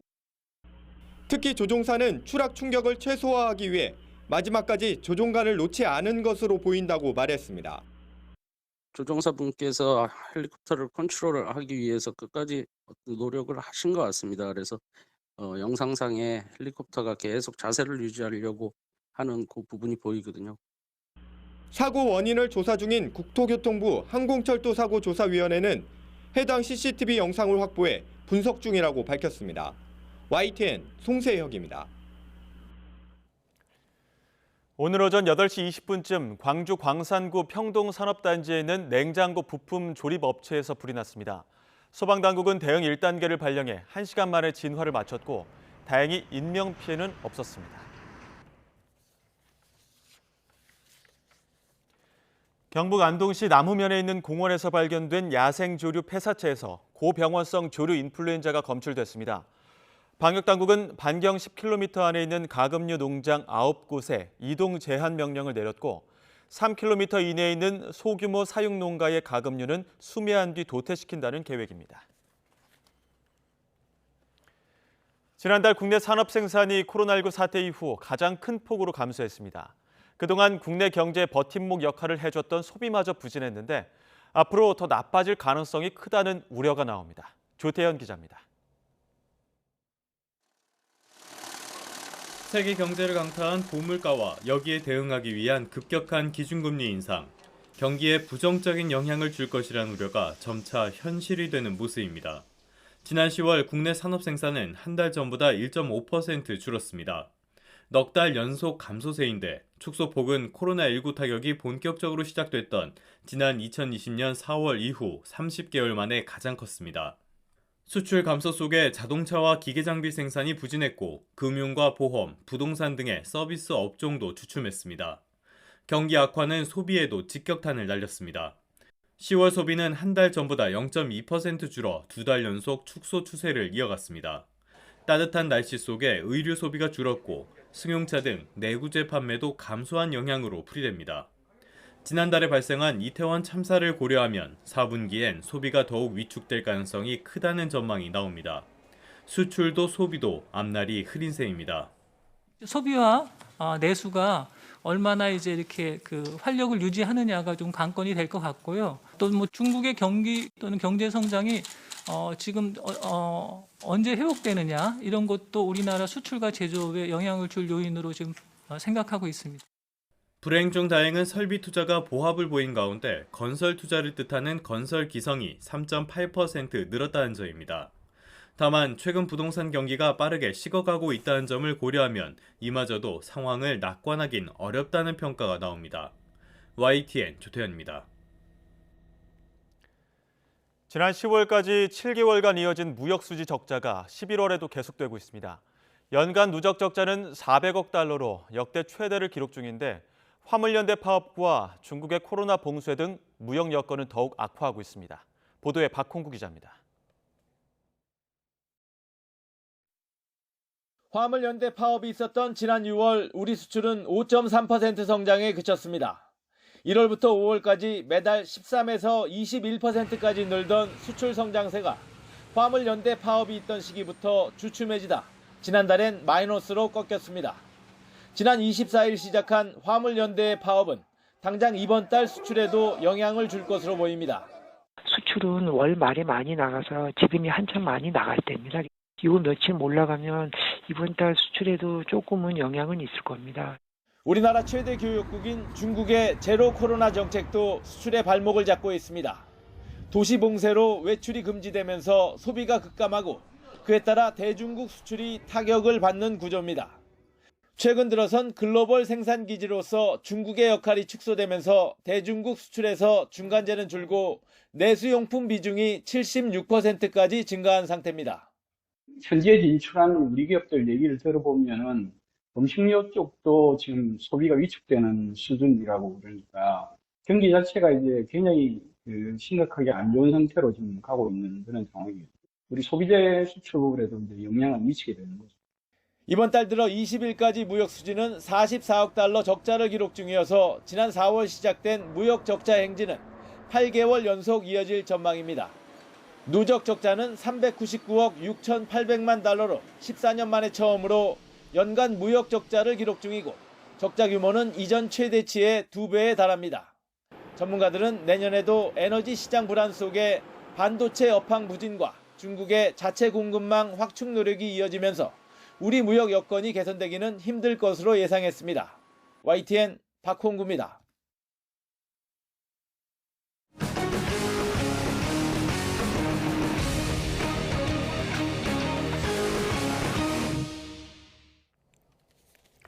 중국과 러시아의 군용기들이 한국 방공식별구역 카디즈에 수차례 진입한 뒤 이탈한 것으로 파악됐습니다.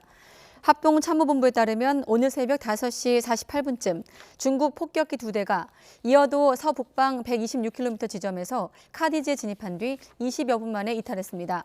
낮 12시 18분쯤엔 같은 폭격기 2대가 러시아 폭격기 4대, 전투기 2대와 함께 울릉도 동북방에서 카디즈 진입한 뒤 20분 만에 카디즈를 이탈한 것으로 파악되고 있습니다. 군 당국은 중러 군용기의 카디즈 진입 이전부터 F-15K 등 전투기 여러 대를 출격해 우발 상황에 대비한 전술 조치를 실시했고 중러 군용기의 우리 영공 침범은 없었습니다. 최근 창설된 미군 우주사령부의 사령관이 북한 미사일 활동을 추적할 수 있는 통합 시스템을 구축하겠다고 밝혔습니다. 미 국방부도 우주군 사령부 창설 목적이 동맹국을 포함한 전투 지휘 능력을 높이는 것이라는 점을 분명히 했습니다. 워싱턴에서 권준기 특파원의 보도입니다. 지난 22일 미군 인도태평양 사령부 내에 만들어진 우주군 구성군 사령부. 제임스 디킨슨 사령관은 우주군의 임무 가운데 적대국의 도발을 억제하기 위한 목적이 있다는 점을 분명히 했습니다.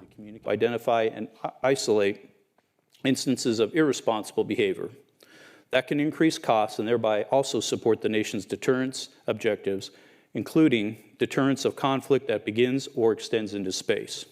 온라인 포럼에 참석한 디킨슨 사령관은 더 나아가 북한의 미사일 도발에 대한 추적 시스템 구축을 언급했습니다. 북한이 어떤 유형의 미사일을 쏘더라도 탐지할 수 있도록 각종 감지 시스템을 통합하는 방안을 모색하겠다고 밝혔습니다. 특히 민간 영역에 있는 감지 시스템도 포함할지 들여다보겠다고 말해 광범위한 추적 시스템 구축을 시사했습니다. 미 국방부도 우주군 사령부의 창설 목적을 묻는 질문에 미국뿐 아니라 동맹국의 전투 지휘 능력을 향상시키는 것이라고 답변했습니다. It strengthens the ability of the U.S. combatant commander, as well as our allies and our partners whom we work with in the region to have the information and the capabilities that they need to support one another. 이어 북한이 언제든 핵실험을 할 수 있는 상태지만 한미일 세 나라가 그 후과를 분명히 경고했다며 지역 안정을 해치는 핵실험을 강행하지 않길 바란다고 말했습니다. 미국 우주군 사령관이 북한 미사일 경보 시스템 구상을 공개적으로 밝히면서 주한 미군 내 우주군 창설에도 더욱 속도가 붙을 전망입니다. 워싱턴에서 YTN 권윤기입니다. 일본 정부가 오는 2027년까지 미국에서 토마호크 순항 미사일을 최대 500발 사들이는 방안을 검토하고 있다고 요미우리 신문이 보도했습니다. 일본 정부가 올해 국가안보전략 개정을 통해 적의 미사일 기지 등을 공격할 수 있는 이른바 반경 능력 보유를 기정사실화하고 있는 가운데 이를 뒷받침하기 위한 준비가 빨라지고 있는 것으로 풀이됩니다. 토마호크 미사일은 사거리 1250km 이상으로 GPS 위치 정보를 활용해 목표를 정확히 타격할 수 있습니다. 네, 출구 없는 전쟁. 올해 2월 러시아의 침공으로 시작이 된 러시아와 우크라이나 간의 전쟁이 정체 상태를 보이고 있는 가운데 아직까지 종전 분위기가 조성되지 않고 있습니다. 러시아는 다른 나라와의 합동훈련 장면을 공개했고 우크라이나는 지원받은 무기를 선보이며 여전히 전쟁에 대한 의지를 다지고 있습니다. 조용성 기자가 보도합니다.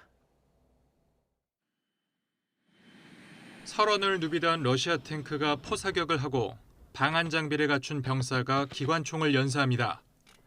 러시아 국방부가 벨라루스에서 군사훈련 중이라며 공개한 영상입니다. 또 전차 부대를 동원해 동남아 라오스와 연합 군사훈련을 시작했다고 밝혔습니다. 협상이 중단된 상황에서 겨울 전쟁에 대한 의지를 보인 겁니다.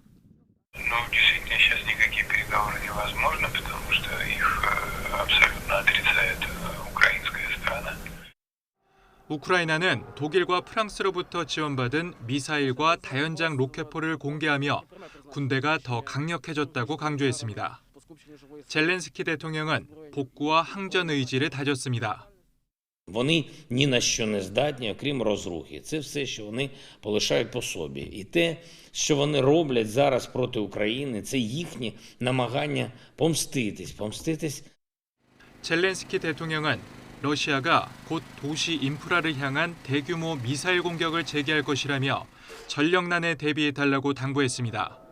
겨울을 노린 러시아의 전력시설 공격이 계속되자 루마니아에 모인 나토 외무장관들은 우크라이나의 연료와 발전기 지원을 확대할 예정입니다. 확전을 피하기 위해 군사장비 지원은 개별 국가에 맡겼습니다.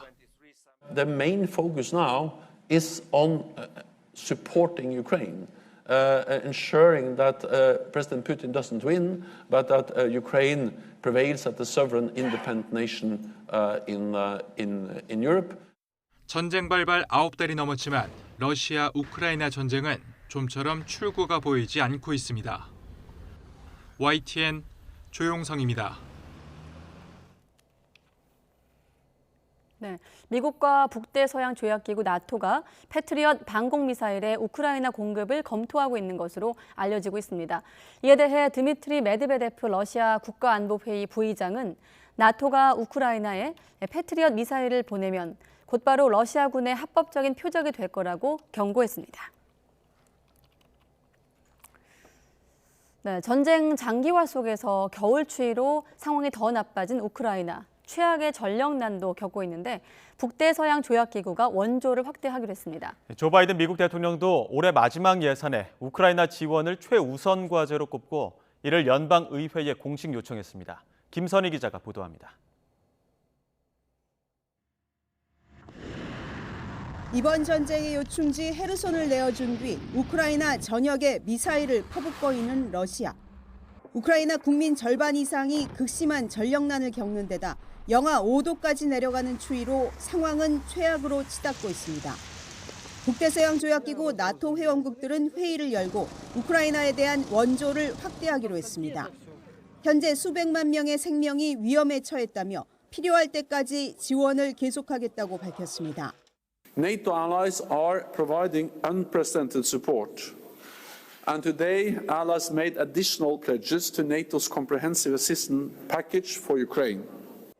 주요 7개국 G7 법무장관들도 에너지 시설 파괴는 전쟁 범죄라며 러시아를 강력히 비판했습니다.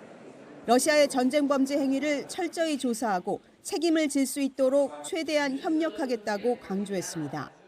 wo wir sie ergreifen können. Wir werden ihn den Prozess machen unter strikter Beachtung des Fair-Trial-Grundsatzes.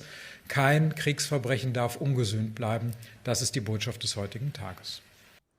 조 바이든 대통령은 우크라이나 지원을 올해 남은 기간 최우선 과제로 꼽고 이에 따른 예산 확보를 연방의회에 공식 요청했습니다. 중간선거 결과에 따라 공화당이 하원 다수당이 되는 내년 1월부터는 의회 처리가 쉽지 않다는 계산에 서둘러 진행했다는 분석이 나옵니다. 미국과 서방 국가들은 우크라이나의 전력시설 복구를 위한 장비와 발전기 지원도 시작했습니다. 또 에너지 시설을 공격하는 러시아 미사일을 방어할 방공 시스템 제공도 약속하는 등 우크라이나에 대한 전방위 지원을 계획하고 있습니다. YTN 김선입니다. 네, 중국 내부에선 백지 시위가 한창인데요. 중국의 제로 코로나 정책에 대해서 경제 전문가들은 봉쇄 정책의 수정이 필요하다고 지적하고 있습니다. 게오르기에바 국제통화기금 IMF 총재는 중국의 제로 코로나 정책이 재보정돼야 한다고 말을 했고, 또 노벨 경제학상 수상자죠. 폴 크루그만 뉴욕 시립대 교수는 권위주의 정부가 문제라고 비판하기도 했습니다. 김진호 기자입니다. 게오르기에바 IMF 총재는 중국의 봉쇄 정책으로 중국은 물론 세계 경제에도 타격이 컸다며 정책의 재보정이 필요하다고 지적했습니다. We have been recommending for some time now a recalibration of China's zero COVID policy, exactly because of the impact it has both on people and on the economy. 게오르기에바 총재는 강력한 봉쇄 정책에서 벗어나 목표를 겨냥한 정교한 조치로 바꾸면 큰 경제적 비용 없이 코로나19의 확산을 막을 수 있다고 강조했습니다. IMF는 올해 중국 경제 성장률이 3.2%로 세계 경제 성장률을 하회할 것으로 전망했고, 현재의 제로 코로나 정책을 폐지한다면 내년 경제 성장률은 4.4%에 달할 것으로 전망했습니다. 폴 크루그먼 교수는 중국이 코로나19와의 전쟁에서 패배한 것은 실패를 인정하지 않는 권위주의 정부 때문이라고 분석했습니다. 크루그먼 교수는 코로나19 발발 초기에는 바이러스 확산 속도를 늦추기 위해 중국식의 엄격한 봉쇄 정책이 합당했지만 이제는 상황이 달라졌다고 말했습니다. 앞서 2020년 초반에는 뉴질랜드, 타이완 등 방역 선진국으로 꼽히는 많은 국가가 강력한 봉쇄 조치를 시행했지만 백신 접종률이 높아지자 이런 국가 대다수가 관련 조치를 완화했다고 설명했습니다. 반면 중국은 2년째 아파트 봉쇄 등 고강도 봉쇄 조치를 유지하는 실수를 저지르며 정반대의 길을 걸었다고 지적했습니다. 그 결과 지난 며칠간 중국의 각 도시에서 봉쇄 정책에 항의하는 시위가 벌어지고 있지만 중국 정부가 실수를 인정하지 않은 채 유리한 증거만 취사, 선택하고 있다고 비판했습니다. YTN 김진호입니다. 조 바이든 미국 대통령이 미국 내 한국 공장으로는 처음으로 SK 실트론 공장을 방문했습니다. 바이든 대통령은 반도체 공급망은 미국이 될 거라며 더 이상 중국 공급망의 인질이 되지 않겠다면서 중국에 날을 세우기도 했습니다. 김세호 기자입니다. 조 바이든 미국 대통령이 SK 실트론 SCC 미시간 공장을 찾았습니다. 2020년 설립돼 차세대 전력 반도체의 핵심 소재인 실리콘 카바이드 웨이퍼를 생산하는 공장입니다. 바이든 대통령이 미국에 투자한 한국 기업 사업장을 찾은 것은 처음입니다. And I also want to thank the leaders of SK Siltron, CSS, and I met with some of their folks as well in Korea. They're a first-rate operation, and they're going to create a lot of good-paying jobs here, Rev. 바이든 대통령은 미국 반도체 공급망은 해외가 아닌 미국이 될 것이라며 중국을 정면으로 겨냥했습니다. We're going to be the supply chain. The difference is going to be we're going to make that supply chain available to the rest of the world, but we're not going to be held hostage anymore.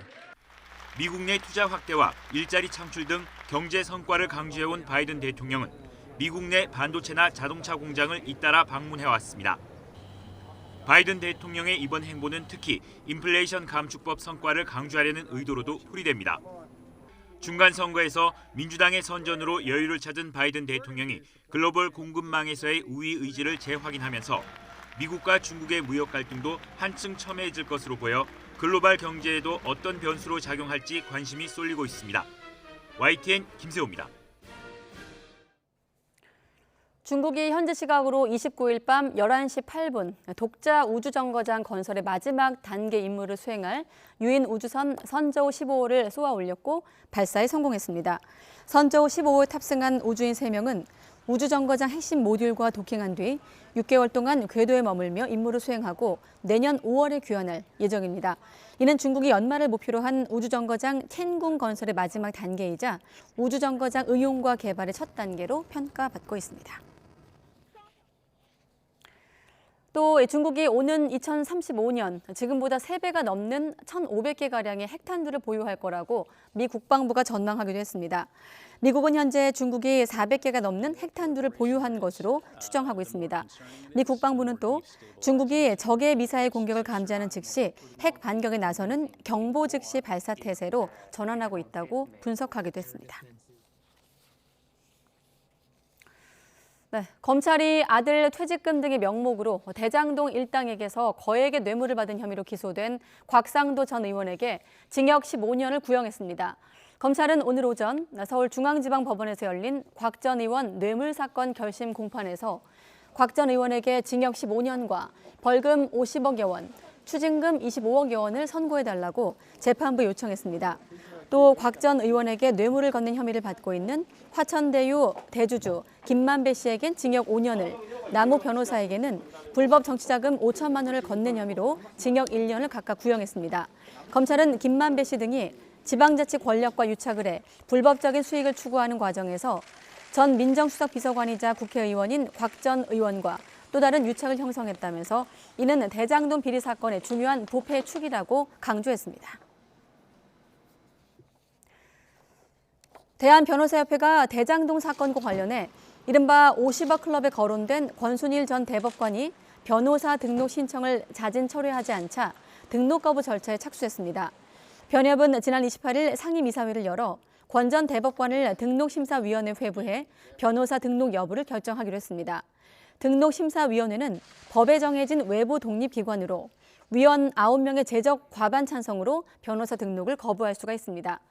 앞서 권 전 대법관은 지난 9월 서울지방변호사회에 변호사 등록을 신청했지만 변협은 대장동 사건 연루 의혹이 해소되지 않은 만큼 변호사 활동이 적절하지 않다면서 자진 철회를 요구했습니다.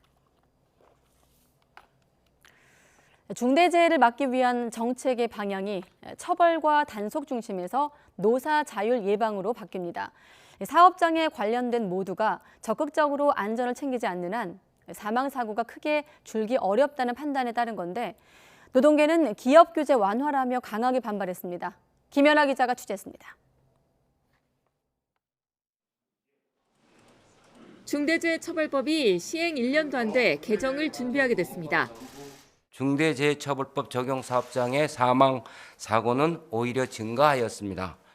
우리보다 먼저 중대재해 문제를 고민했던 선진국은 촘촘한 정부 규제와 처벌만으로는 더 이상의 감축이 어렵다는 점을 인식하고 정부는 자기규율 예방체계로 사망사고를 OECD 평균으로 낮추겠다고 밝혔습니다. 자율규제의 핵심은 노사가 함께하는 위험성 평가 개편으로 실제 사고를 토대로 위험한 작업과 공정을 중점 평가합니다. 위험 요인 선정부터 모든 단계에 근로자가 참여하고 사고 발생 사례와 위험성 평가 결과를 현장 근로자에게 상시 전달합니다. 방대한 산업안전보건규칙을 현실에 맞춰 재정비하고 소규모 기업과 현장에서 실제로 쓸 수 있는 쉬운 평가 도구를 개발합니다. 소기업은 공동안전보건관리자를 선임할 수도 있습니다.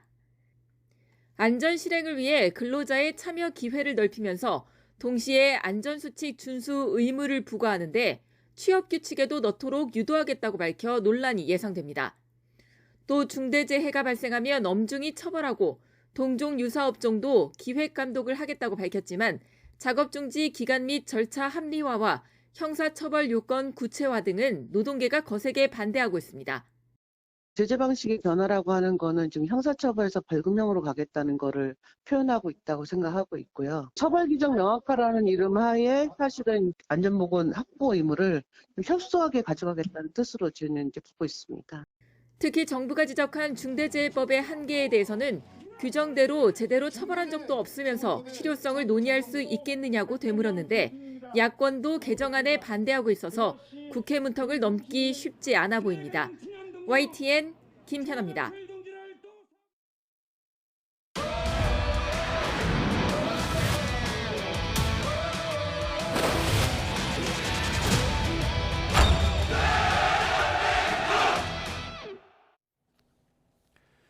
벤투 감독이 이례적으로 훈련장 기자회견을 하며 자신의 고국 포르투갈전 출사표를 던졌습니다. 훌륭한 팀인 만큼 능력의 최대치를 끌어내 싸울 것이라고 말했습니다. 카타르 현지 취재기자 연결합니다. 김동민 기자. 네, 저는 지금 카타르 도하 웨스트베이 우리 대표팀의 숙소 앞에 나와 있습니다. 네, 벤투 감독의 훈련장 기자회견은 아무래도 가나전 퇴장 영향도 있었던 거죠? 네, 그렇습니다. 가나전 퇴장으로 경기 후 공식 기자회견에 참석하지 못한 이유도 있었고 또 선수들에게 휴식을 주기 위한 이유도 있었습니다. 감독이 자청해서 기자회견을 한 것은 아니고 선수들이 보통 훈련장에서 인터뷰를 하려면 숙소에서 1시간 정도 일찍 나와야 하는데 선수들에게 휴식을 주기 위해서 감독이 기자회견에 나온 것이라고 대표팀 관계자가 설명했습니다. 벤투 감독은 자신의 항의가 모범이 된 것은 아니라 미안하다고 했지만 심판 판정도 공정하지 않다고 말했습니다. 조별리그 마지막 경기 상대인 포르투갈은 여러 가지로 또 강한 상대지만 우리도 우리의 능력치를 모두 발휘해서 최고의 레벨로 맞서 싸울 것이라고 말했습니다. 벤투 감독은 퇴장 조치로 벤치에는 앉지 못하지만 VIP석에서도 코치들과 충분히 커뮤니케이션 할 수 있기 때문에 전술 변화나 선수 교체 지시 등에는 별 문제가 없습니다. 또 경기는 선수가 뛰는 것이기 때문에 경기력에도 큰 영향을 주지 않을 것으로 보입니다. 오히려 감독이 벤치에 없다는 것은 선수들에게 정신적으로 동기부여가 될 수도 있습니다. 그래서 감독 퇴장은 포르투갈전 큰 승부에 변수는 되지 않을 것으로 보입니다. 네, 한편 포르투갈이 16강을 확정했는데도 한국전에는 최선을 다해야 할 것이라는 보도도 나오지 않았습니까? 네, 산토스 감독은 우루과이를 2대0으로 이기고 난 뒤에 포르투갈은 조 1위로 16강에 가는 것이 목표라고 이야기했습니다. 한국전을 가볍게 하지 않을 것이라는 이야기입니다. 가능한 한 브라질은 뒤에 만나고 싶다는 말도 했습니다. H조 2위가 되면 D조 1위와 16강에서 만나는데 현재 D조 1위는 2승을 거두고 있는 우승 후보 브라질이 유력합니다. 포르투갈에는 다만 부상 선수가 몇 명 있습니다. 파리 생제르맹 소속의 미드필더 페레이라는 못 나올 것으로 보이고 수비수 멘데스 선수도 결장 가능성이 큽니다. 한국전을 앞두고 상대적으로 포르투갈의 전력이 약해진 것은 분명해 보입니다. 네, 포르투갈전에서 우리 선수들의 변화는 있을까요? 네, 김민재 선수는 어제 회복 훈련만 해서 포르투갈전에서 뛸 수 있을 것인지는 앞으로 남은 기간 동안 훈련 과정을 지켜봐야 알 수 있을 것 같습니다. 좋은 소식도 있습니다. 황희찬 선수가 어제 미니게임에서 전력 질주도 하고 공을 차면서 몸 상태가 완전히 회복된 모습을 보였습니다. 포르투갈전에는 나올 가능성이 커 보입니다. 이강인 선수도 미니게임에서 여전히 몸놀림이 좋아 보였습니다. 우리 선수들이 우루과이처럼 전공법을 구사하는 팀의 공격은 잘 막아냈다는 점도 포르투갈전에서 선전을 기대할 수 있는 이유입니다. 가나에게 실점한 3골 중 2번째 골을 제외하고는 불운도 있었고 조금 변칙적인 상황에서 허용한 골이었다고 볼 수 있기 때문입니다. 벤투 감독은 모든 것을 다 쏟아붓겠다고 이야기한 만큼 선수 자원을 최대한 활용해 최상의 전력으로 임할 것으로 보입니다. 우리가 이기더라도 우루과이가 가나를 이겨야 16강 가능성이 보입니다. 하지만 16강 여부와 관계없이 우리가 강호 포르투갈을 상대로 대한민국 축구의 저력을 보여주기를 기대하고 있습니다. 지금까지 카타르 도하에서 YTN 김동미입니다. 이번 월드컵의 개최국 카타르가 불명예의 역사를 기록하며 본선 진출에 실패했습니다. 92년 역사상 개최국이 개막전에서 패배한 것도 카타르가 처음이지만 개막 2연패도 최초입니다. 그리고 오늘 새벽 개최국 3전 전패라는 그야말로 월드컵 역사에 새로운 오명을 남겼습니다.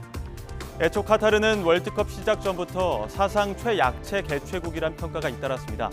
이전까지 월드컵 무대를 한 번도 밟지 못했기 때문인데요. 아시아 예선에서 번번이 탈락했었고 이번엔 개최국 자격으로 처음 본선에 진출한 겁니다.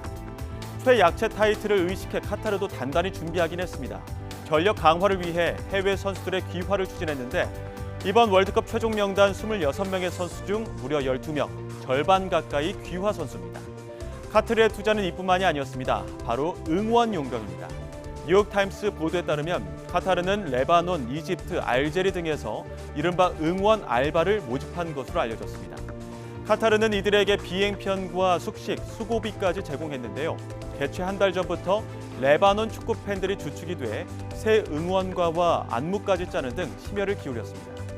하지만 1차전부터 전반에만 2골을 허용한 선수들을 두고 대다수 응원단은 경기장을 떠났고 후반전에는 횡한 관중석만 남았습니다.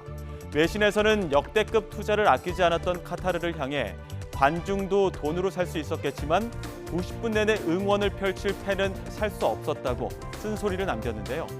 결국 개최국 카타르는 상대팀에게 많은 점수를 내주면서 승점 자판기라는 불명예를 안고 월드컵 역사상 가장 저조한 골 득실로 안방에서 짐을 싸게 됐습니다. 12월을 하루 앞두고 매서운 한파가 찾아왔습니다. 강추위 속에 서해안에는 약하게 눈도 내리고 있는데요. 이 눈은 모레 아침까지 내렸다 그치기를 반복하겠습니다. 그 사이 제주 산간에는 7cm가 넘는 많은 눈이 내리며 대설특보가 내려질 가능성이 있겠고요. 호남 서해안과 충남 서해안 쪽으로도 1에서 5cm가량의 눈이 내려 쌓이겠습니다. 내일도 내륙은 대체로 맑겠지만 추위의 기세는 한층 더 강해지겠습니다. 전국 대부분 지역에 한파특보가 내려진 가운데 내일 서울의 아침 기온은 영하 9도, 철원과 대관령은 영하 14도까지 곤두박질하겠고요. 대전은 영하 7도, 부산은 영하 2도 선을 보이겠습니다. 낮 기온은 오늘보다 조금 더 높겠지만 찬바람이 불며 종일 춥겠는데요. 내일 서울의 한낮 기온은 영하 1도, 대관령은 영하 4도, 대구는 4도, 부산은 7도를 보이겠습니다. 당분간 예년보다 추운 날씨가 이어지겠고요. 토요일 제주도를 시작으로 일요일에는 남해안 쪽으로도 비가 내릴 전망입니다. 지금까지 날씨 정보였습니다. 가장 빠른 종합 뉴스 뉴스큐 마치겠습니다. 이어서 이브닝 뉴스가 방송됩니다. 시청해주신 여러분 고맙습니다.